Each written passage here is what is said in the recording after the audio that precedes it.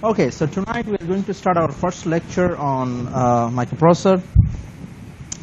So in the first part of this lecture, we'll talk about the architecture of the architecture of the 8-bit microprocessor with the machine, which will give you kind of an idea about pretty much almost all the computers we have here, because the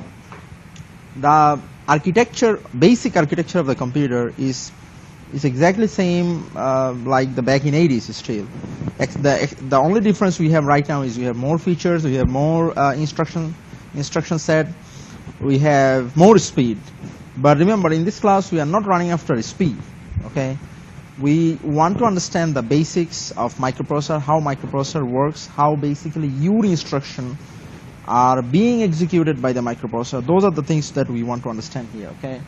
So again, the microprocessor is the central processing unit, which is basically a chip, integrated chip. This is just like a digital circuit, okay? Because remember, the digital circuit class, you build the circuit in the breadboard, right?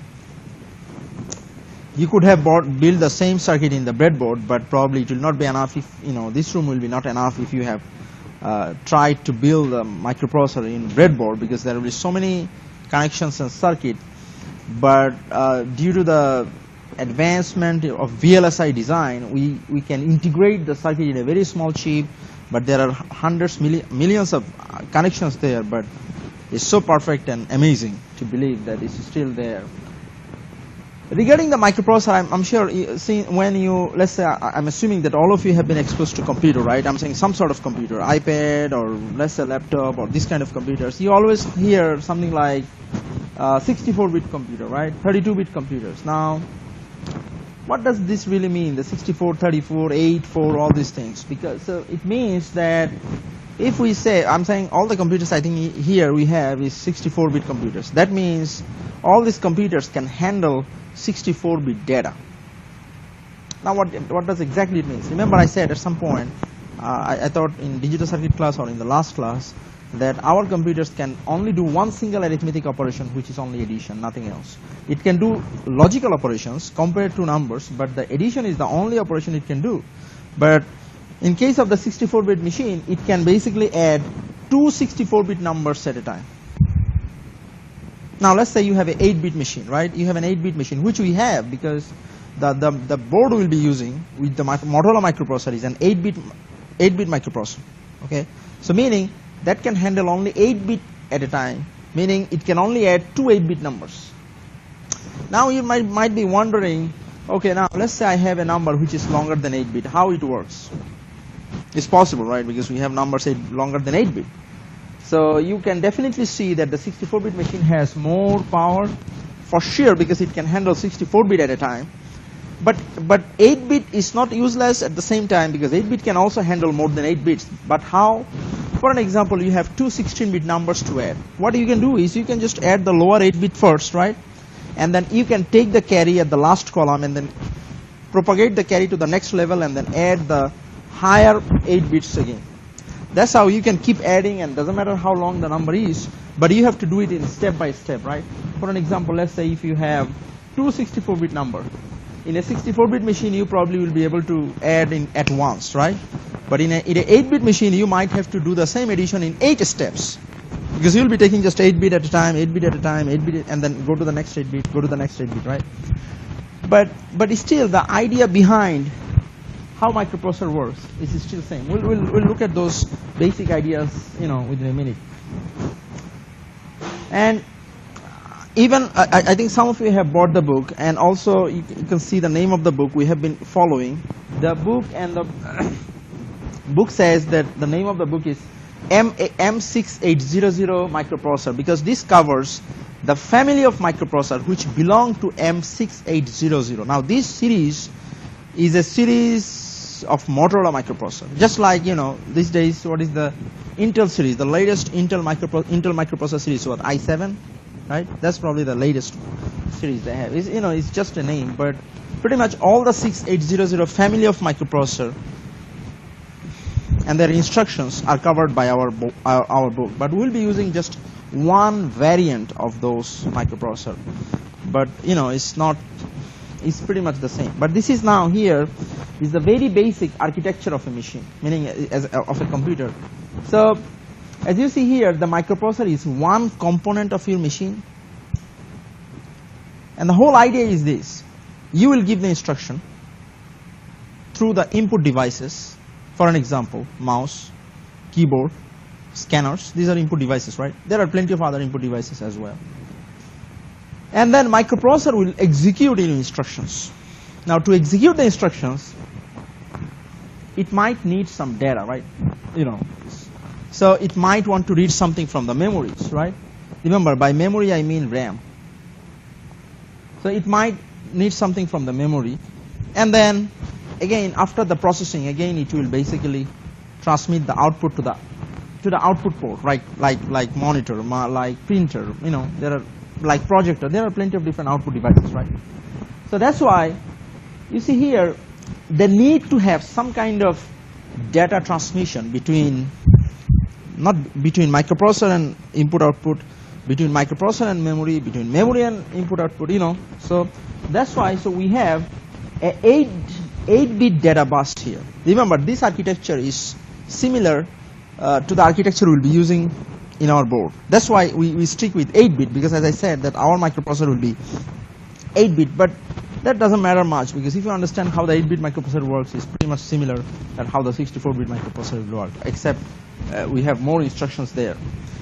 Now, so this 8-bit data bus means this is the 8-bit channel where using this, all these three units can communicate their, they transmit their data between, let's say, microprocessor has to send something to the memory, it wants to read something from the memory, because, you know, that's the channel. And also, in this side, left side, you see there is a 16-bit address bus. Now, what does really it means? This is a little bit tricky, because as you see, data bus is 8-bit, but the address bus is 16-bit. Now, what it exactly means?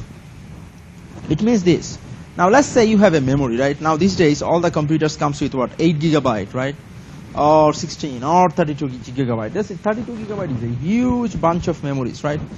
Inside the memory, doesn't matter what kind of memory it is. It might be a flash drive, it might be RAM. Still, you have all the memories are just 1 byte, right? 1 byte locations. So pretty much it's like a huge bunch of 1 byte locations together making 8 gigabyte. Now, how do you find your data there? Because, you know, it's plenty of location. Now, let's say I know that you live in Memphis. Can I find you if I don't know your address?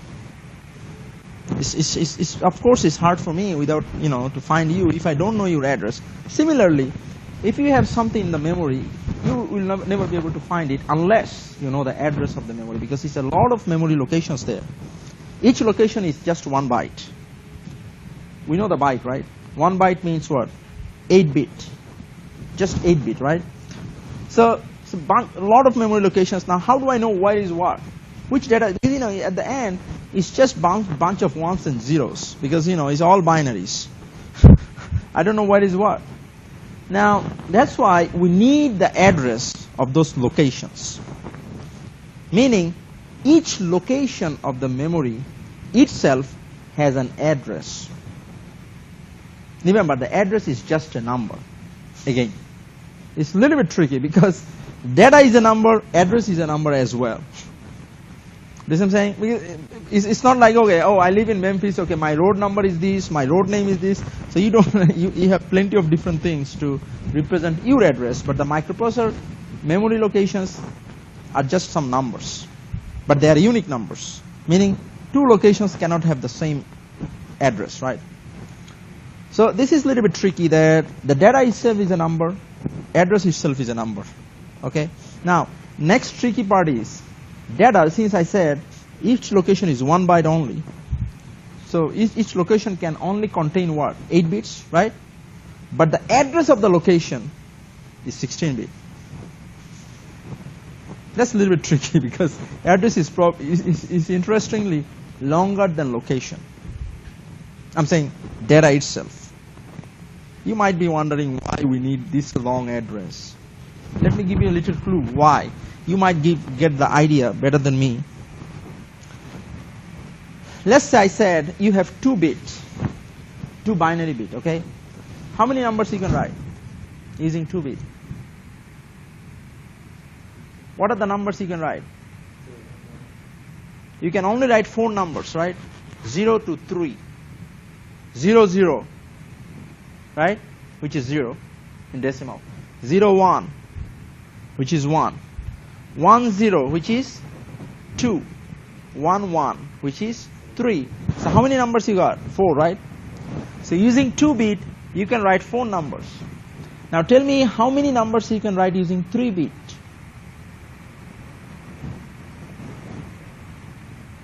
8, right? 0 to 7. There is an interesting formula. You just follow the formula, you will know. The formula is 2 to the power number of bits. 2 to the power number of bits. Meaning, if you have 3 bit, it will be 2 to the power 3, which is 8. If it is 4 bit, it will be 2 to the power 4, which is 16, right? So meaning, if you have 4 bits, you can only write 16 unique numbers, which are 0 to 15, because you always start from 0, right? So look at the differences. Whenever you have more bits, you can write more numbers, right? That means what? When you have 16 bit, you can address more location because you have now more unique numbers. You probably got a motivation that why the address is so long, because now you probably know that using 16 bit, how many addresses you can generate, how many unique address you can, because address has to be unique, right? How many unique addresses you can generate? 2 to the power 16, that's a huge big number, right? Anyone has doubt? This is a big number. Try it in the calculator if you have. I'm not sure whether you can even do, probably in that calculator you can do, but not in the computer calculator, I'm not sure. Which is a lot of memory locations. That's the reason why we need so many addresses, because, and that's why the address. So now you probably get a little bit idea that why we need, the memory location itself is 1 byte, meaning it can contain only 1 byte data, but the address is 16 bit, 2 byte. Okay. Okay. Now I think we now have some motivation of the addresses. Again, these are some brief overviews. Over the time, we'll be doing so many things that we'll understand much better than these. So these are some basic applications of microprocessor. But trust me, this book was written in 80s. The book is still one of the greatest book I have ever read on microprocessor. This has never been revised. I'm saying revised, but not like too many updates, because it was like nothing was updated after this point, because that's the best we could have got. At that point, people have not realized that what could be the applications of microprocessor in future. But nowadays, I'm sure these applications, I just got it from the book. I still, I took it from the book because I know that we are following the book. But these are not enough, because nowadays it's pretty much like everything has microprocessor.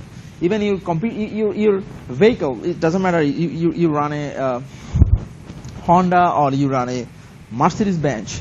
Pretty much everything has some kind of microprocessor. Okay, but they're not probably the fastest microprocessor you have. They're not like 64-bit, but there are microprocessor.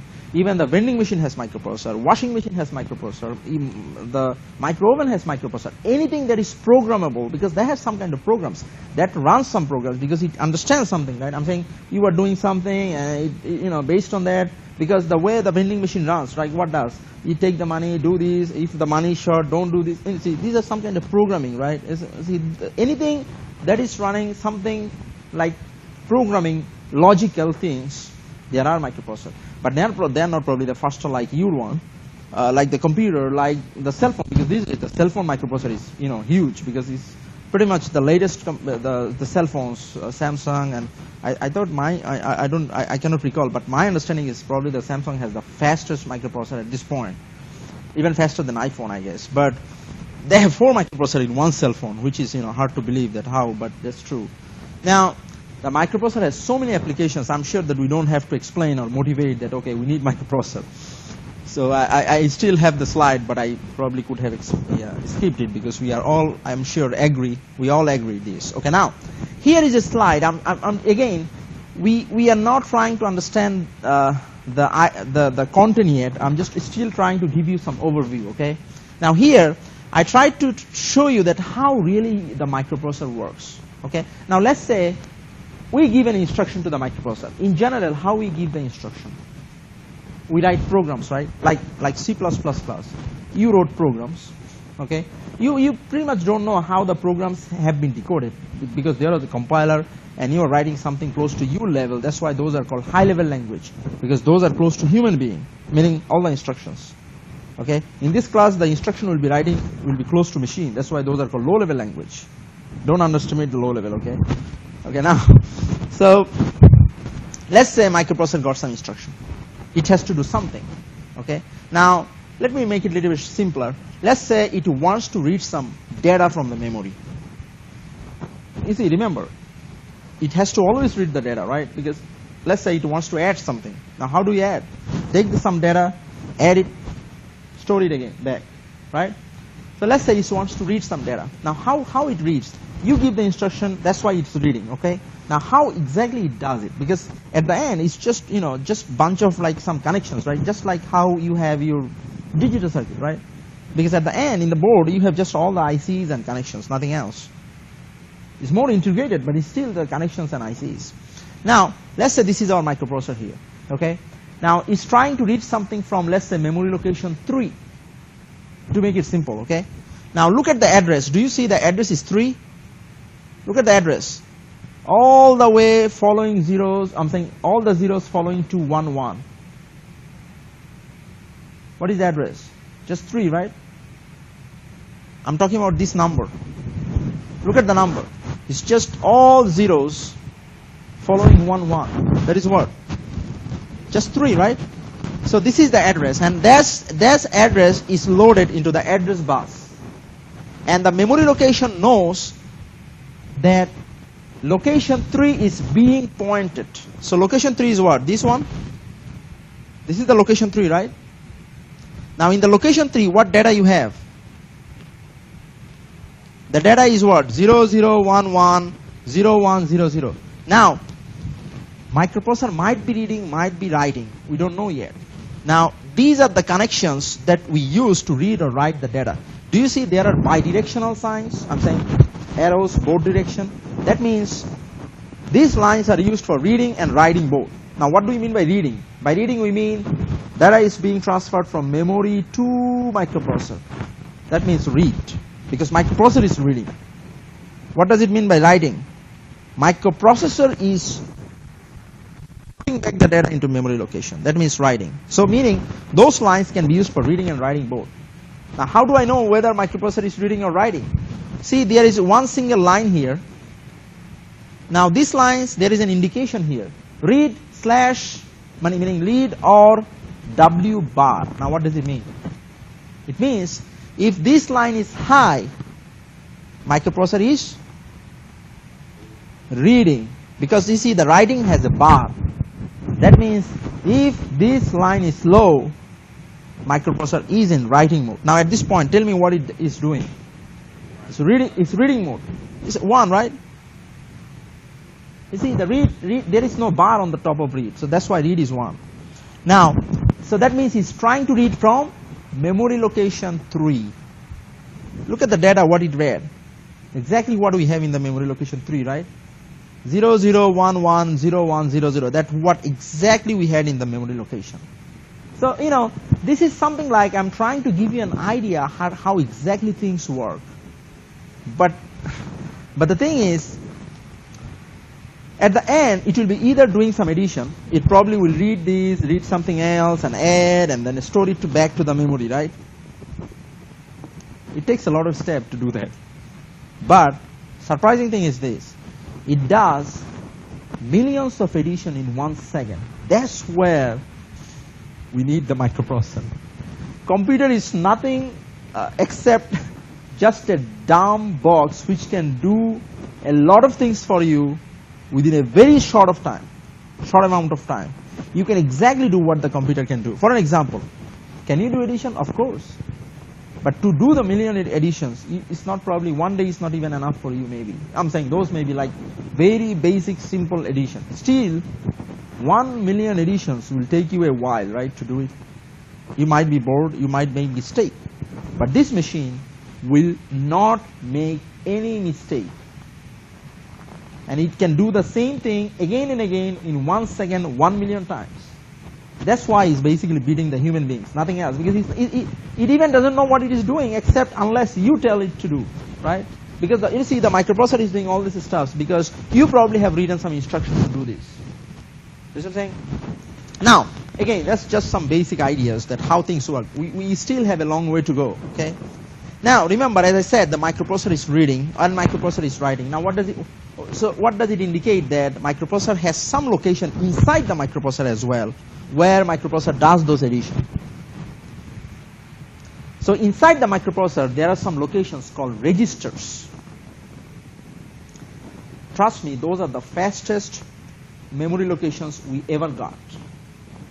When you buy the computer, let's say even laptop, desktop, have you ever seen something like cache memory? You see, that keyword is not like too much advertised, but it's somewhere there around the specification of the processor.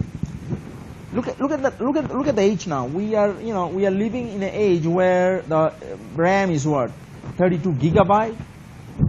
Not too, we will not be even surprised to know 32 gigabyte. When I bought my first computer, it was back in '95. Not too, I'm saying not like when, even not 20 years, right? It's 19 years back. I bought my first computer. It was expensive, very expensive, and I pretty much spent more than, for sure, at that time, if I convert it to dollar, it was pretty much close to $2,000. Okay, and my RAM was 8 megabyte. And a lot of my friends just visited my house because they were surprised to know that I bought a computer with 8 megabyte RAM. Even when back in 80s, when the first machine came to the world, there was an extremely big debate because they used a RAM of 4 kilobyte. And a lot of people argued that this is so expensive that we should not have built 4 kilobyte. It's too much. Okay, now what I'm saying is still, even in these days, the cache memories are still in megabyte. Have you noticed that? It's not gigabyte. Even, let's say you are buying a machine with a cache memory 4 megabyte, or same machine with a cache memory 8 megabyte, which make a difference of at least $200. You might be surprised. It's just 4 megabyte, and you are paying $200 more. You can see it yourself. Just go to Dell.com or any website, because the caches are just like these registers. They are the fastest memories still you can have, and they are very expensive. What I'm saying is still these days, the difference between the 4 megabyte and 8 megabyte is still $200. You probably even know what is the difference, and that makes a huge difference in speed as well compared to the RAM. I'm saying if you buy a processor with 4 megabyte cache and if you buy the same processor with 8 megabyte cache, it will be much more faster than if you change the RAM from 16 to 32 gigabyte. I'm saying you probably even will not realize between 16 to 32 gigabyte unless you run some video game or something which requires that much memory location. Test it yourself. You don't believe me? Okay. Now these are some registers. Okay. Now these are the, again, most of the discussions we are having in this class is based on the Motorola microprocessor, the one that we'll be using. But remember, our intention is not to learn how the Motorola microprocessor works. It's about microprocessor, okay? But still, we have to still talk along that line. So these are the registers we have inside the microprocessor. These are not all the registers, but some of the registers, okay? Now, again, registers are the memory locations where all the operations are being executed, meaning all the additions are done, all the comparisons are done, okay? And you will be, in this class, writing the instructions for these registers.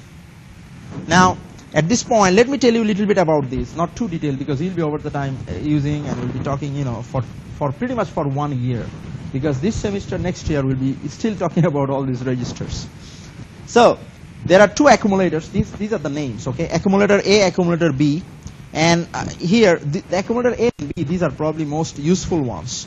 because and also there are a couple of ones like this: index register, stack pointer, program counter, condition code register. I'm not going over too detail of any of these because over the time will be so many discussions we'll have on these. So I just at this point names are enough for us. Okay, but one little clue: can you guess why some of the registers are 1 byte, some of those are 2 byte? Any guess? You see here the first two are 1 byte, right? Accumulator A and accumulator B. But compared to that, index register, stack pointer, program counters are 2 byte. Any guess? I'm saying just to use your common sense that why this might be 1 and others one might be 2. we could have got more registers then.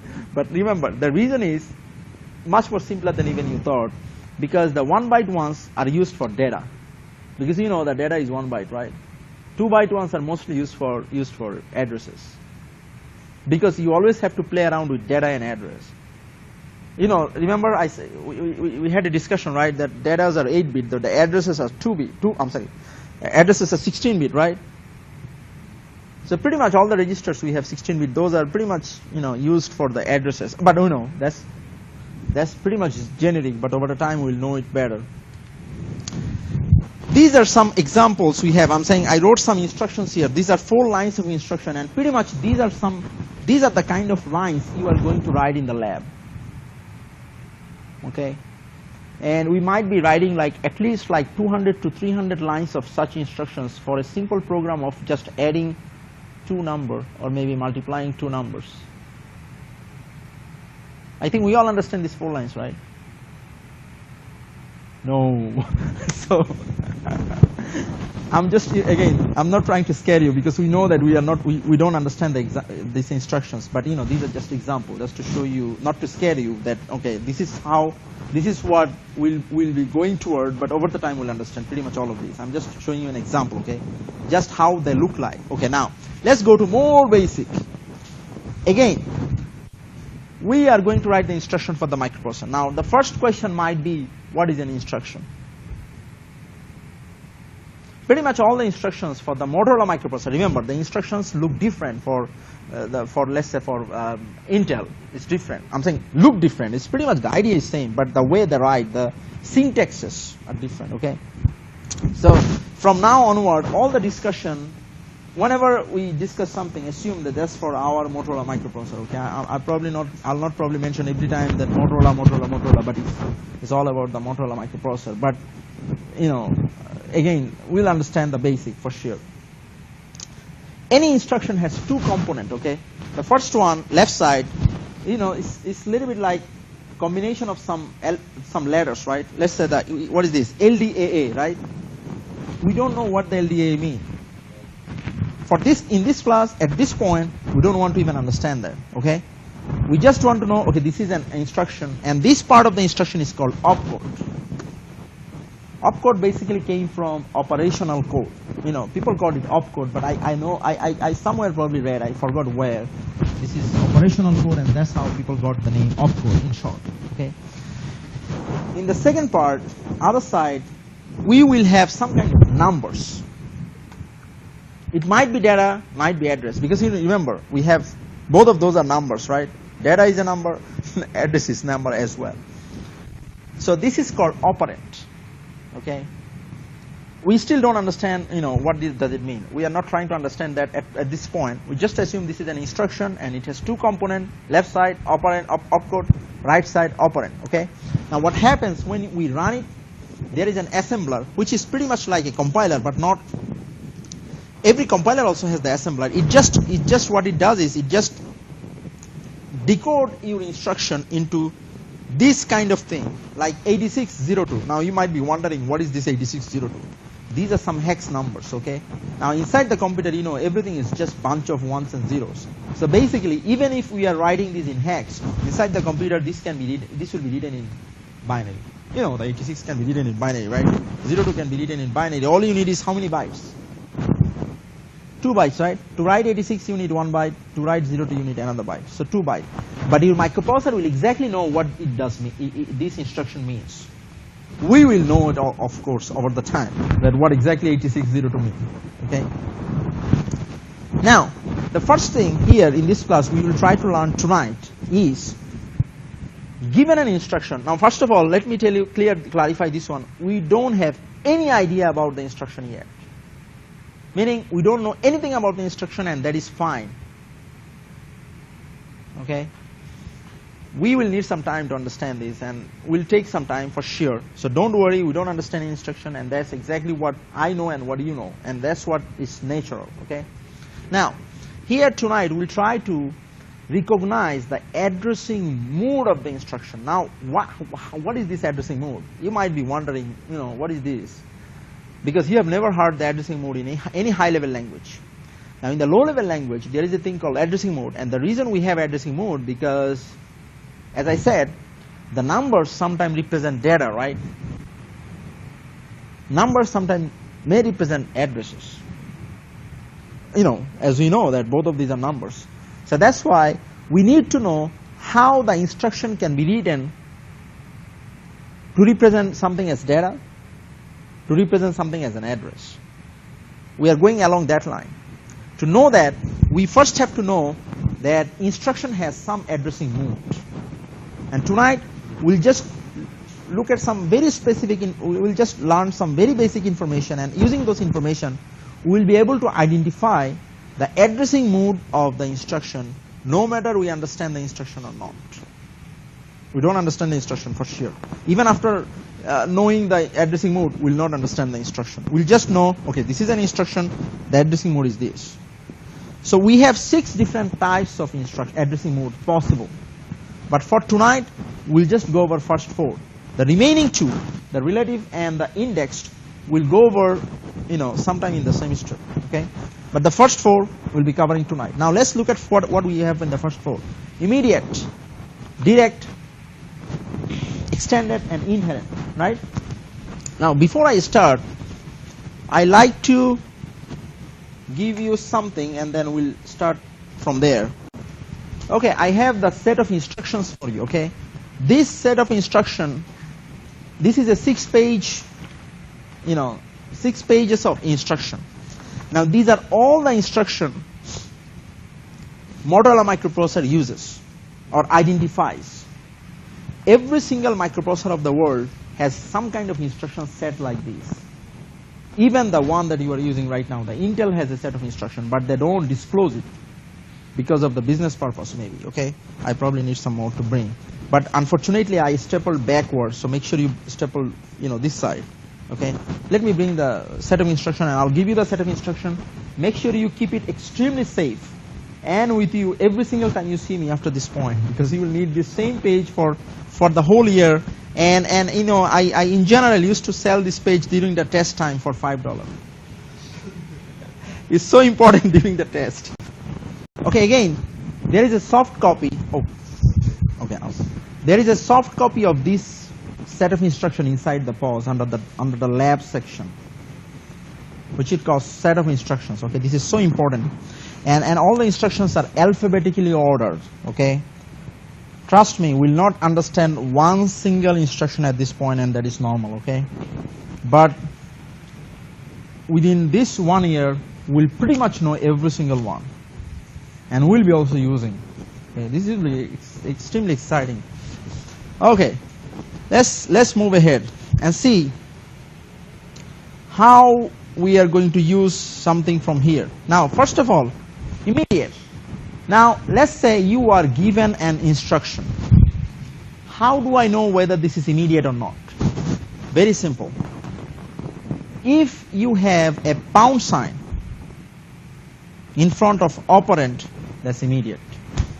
Very simple. Look at the numbers. Look at the. I wrote three examples, because these are not only the 3, but there may be 100 different ones. But all the 3, in all the 3 instructions, the operands start with the pound sign, right? That's immediate. So the immediate is probably the easiest to identify, right? The next one, direct. First of all, direct instruction does not contain any pound sign, no pound sign, okay? Now what else? If you look at the operand is going to be 1 byte. How do I know it? Look at the first operand here. Do you see the operand is starting with a dollar sign?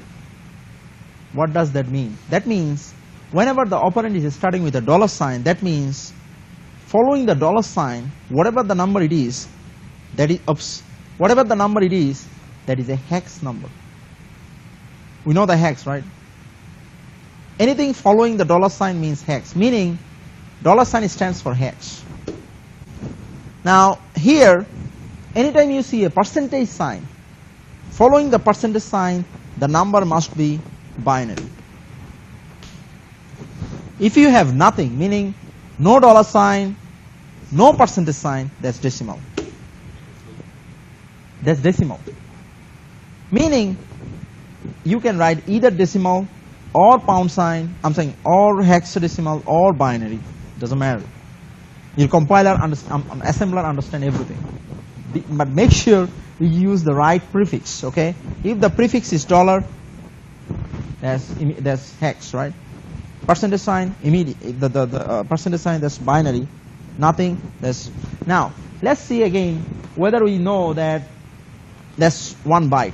Can anyone tell here whether the A2 is 1 byte or 2 byte or whatever? How do you convert the A2? How do you convert the A2 to binary? Because if it can be written in 8 bits, that means that's 1 byte, right? Can you write A2 in 8 bits? Of course you can, right? How do you convert it? Remember we did the conversion even last class. I'm saying reviewing the stuff from the digital circuit class, right? How do you write A2? A is what? 1010, right? Are we surprised? We did the review even last. I'm saying that was the purpose of the review, because remember I said we need the number system here, no doubt. So 2 is what? 0010. 8 bit, right? So again, to make it a little bit simpler, if any hexadecimal digit stands for 4 bit of binary. So 2 digit mean 8 bit. So it's still 1 byte. How about this? You see this is 8 bit, right? Binary is straight, 8 bit. It's still 1 byte. How about the decimal? How do I know 162 is 1 byte or 2 byte? I think, let's recall from the digital circuit class. Anything, if it is unsigned, remember the sign unsigned, we know that, right? If anything is unsigned, you can write 0 to 255 in 1 byte, right? Remember, if it is all ones, 8, 1, that's the maximum you can write as an unsigned number, which is 255. Meaning, that is the maximum you can write as 1 byte. So this is less than 255, right? 162, which is 1 byte. That's why we need all those number system back in memory right now, because right away you have to tell what it is, because we'll not be going back to digital circuit and discuss those again. Okay, now, so direct is what? No hash, no pound sign, and operand is what? 1 byte. Extended, no pound sign, but operand is more than 1 byte. Look at this one, the first one. This is hex number, right? And you can realize this is more than 1 byte, right? Because there are 4 hex digit, meaning 16 bit. How about this? Of course, this is more than 8 bit. So this is, anything more than 8 bit means you need 16 bit at least, right? I'm saying you cannot just use 12 bit. In computer, everything is just like, remaining bit will be just, padded by zeros. How about this? Of course, this is more than 255 in decimal, so which you need 2 byte. And also, just for your information, you can also recall, and I can show you all the formulas later, but not right now. Why? That in 2 byte we can store 65,535 at max. Meaning, if all ones, 16 ones make 65,535. I'm sure you probably heard it in digital circuit class if it is an unsigned number. Or you can try it, all 16 ones, and convert it back to decimal, and you can check. Now, it's 2 byte. So remember, the only difference between the direct and extended is what? It's still no pound sign, but direct is 1 byte, extended is more than 1 byte, right? The last one for tonight, inherent. Inherent is probably the best because it does not have operand. So if you see any instruction where you have only opcode, no operand, you are safe, that's inherent. Right? This is easiest to identify, right? Now let's try some examples. Let's see whether we can identify this. Now tell me what it is. What is the addressing mode? Everyone agrees, immediate? Because there is a pound sign, right? No doubt. Anytime you see pound sign, immediate. So the right answer is immediate. How about this? Remember, we still don't understand the instruction. We are just trying to identify the addressing mode. This is direct, right? Because there is no pound sign and 35 can be stored in 1 byte, right? Of course, good. Let's see. How about this? Inherent, because there is no operand. So the right answer is inherent.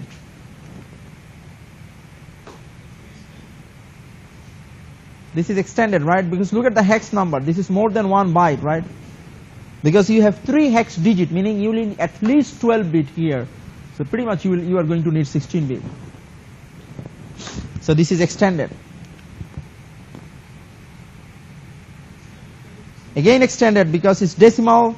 The number is decimal, right? And it is more than 255. Some of you don't like us, right? Okay. Now, so this is extended. Now, how about this one? Everyone agrees? It's direct, right? Oops.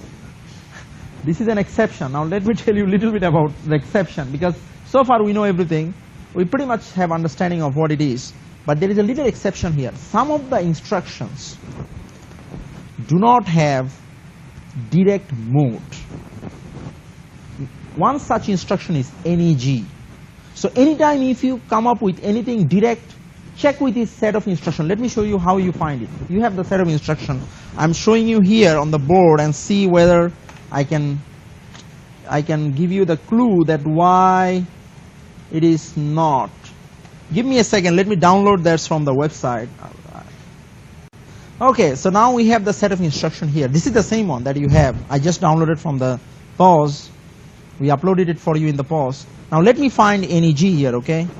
Remember, it's alphabetically sorted, but I'm a little bit lazy, so let's try from finding. So look at the NEG here. This is the NEG, right?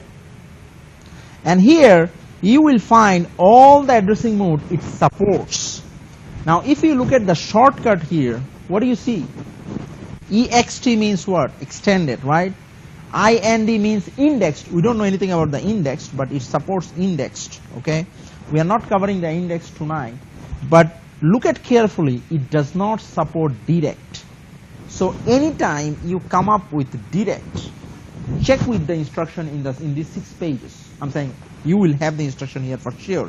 Check whether that supports direct. In case it does not support direct, default will be extended, okay? This is one exception. Remember, whenever you come up with direct, you should double check. That's only true about the direct, okay? Because some of the direct is extended because of this. Remember, over the time, at this point we know this, but we probably don't know why. Meaning why we don't have direct mode here. Trust me, we'll know it soon, okay? I know that you probably are excited to know it right now, but let's wait a little bit. We'll know it for sure soon, very soon. Okay, now, what is next? Oops. Let's go back to the slide where I stopped and started at the beginning. Okay. Now, we are almost in the last slide. Now, we are ready for quiz 1. Make sure we finished, we are done with the quiz 0, right? With at least 100%, or 65. Now, let's start the quiz 1. In the quiz 1, you will see all these kind of questions, meaning you will be given an instruction, multiple choice, select the mode. That's it. Okay? Let's go to the quiz section in pause, start the quiz 1. Pretty much, we are aligned like this. Every lecture, we have a quiz, or more than one in some cases. Let's go to the quiz section and let's do the quiz first, and let's see whether we have some control on the instruction set addressing mode. Because trust me, after this point, pretty much in every single discussion, we will need to know the addressing mode. Okay, let's give a pause here, and then we'll come back again once we are done with the quiz 1.